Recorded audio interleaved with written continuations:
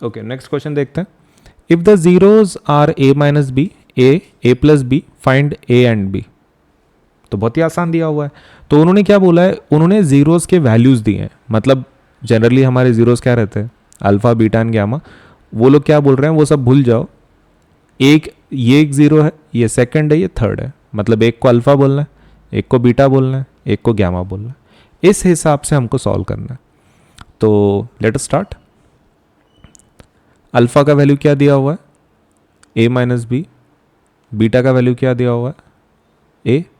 और गामा का वैल्यू क्या दिया हुआ है, ए प्लस बी. करेक्ट.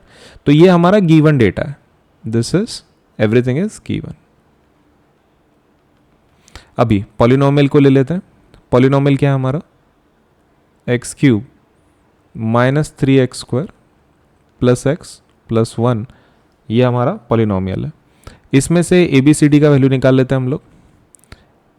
ए का वैल्यू क्या है 1, बी का वैल्यू क्या है -3, सी का वैल्यू क्या है 1 और डी का वैल्यू क्या है 1.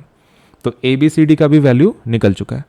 अभी हम लोग रिलेशनशिप को यूज़ करना शुरू करेंगे. लेकिन यहाँ पे एक चीज़ देखो, कैसा है ना, उन्होंने ऑलरेडी ए बी सी का यूज़ किया हुआ है क्वेश्चन में.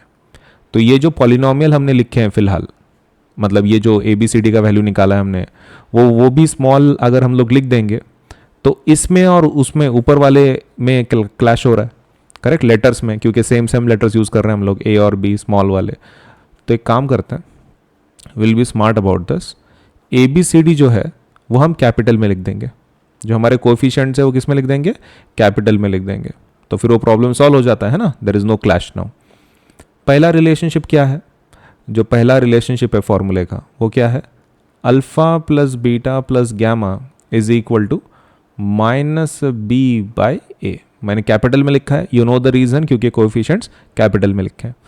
तो अल्फा का वैल्यू क्या है, ए माइनस बी. बीटा का वैल्यू क्या है, ए. गामा का वैल्यू क्या है, A plus B is equal to minus. B का वैल्यू क्या है -3 और ए का वैल्यू 1.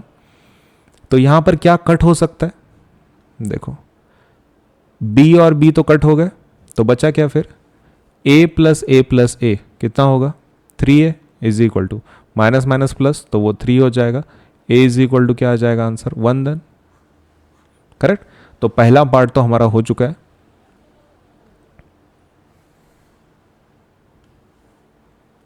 अभी बी अगर मिल जाए तो हमारे आंसर फिर निकल जाएंगे, क्योंकि उन्होंने हमको क्या बोला है, फाइंड ए फाइंड बी.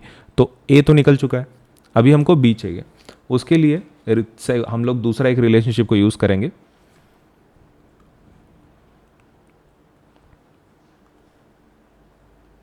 ओके, तो सेकंड वाला भी यूज कर सकते हैं, लेकिन वो थोड़ा लंबा चला जाएगा. हम थर्ड से ट्राई करते हैं, अगर उसमें से सॉल्व हो गया तो फिर हमको सेकंड रिलेशनशिप यूज करने की जरूरत नहीं है.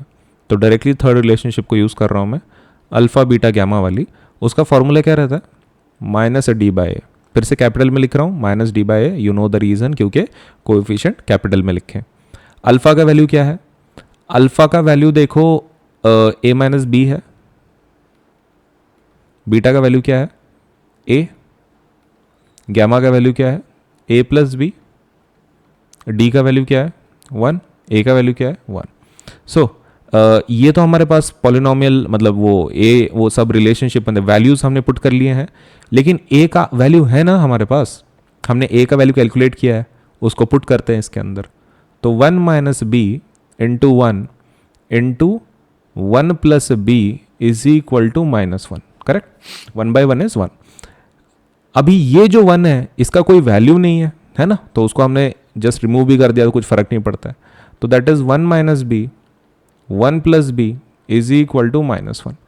तो ये a plus b a minus b के जैसा है, तो इसको क्या लिख सकता हूं मैं, 1 square minus b square. Correct, क्या लिख सकता हूं मैं इसको, 1 square minus b square is equal to -1.